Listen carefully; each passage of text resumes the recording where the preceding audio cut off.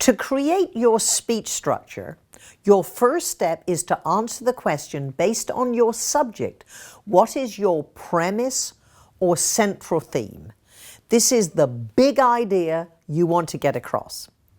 If I were to ask you, if you had one sentence rather than 20 or 45 minutes for your presentation, what would you say? If your answer is in one sentence and not a paragraph, you probably have your central theme.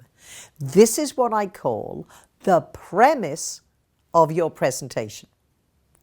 The dictionary definition of a premise is a basis of argument leading to a conclusion.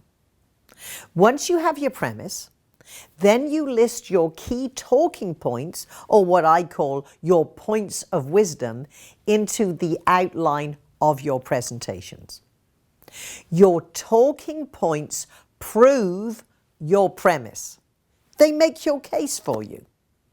Now, just to make sure you were paying attention, to create your speech structure, your first step is to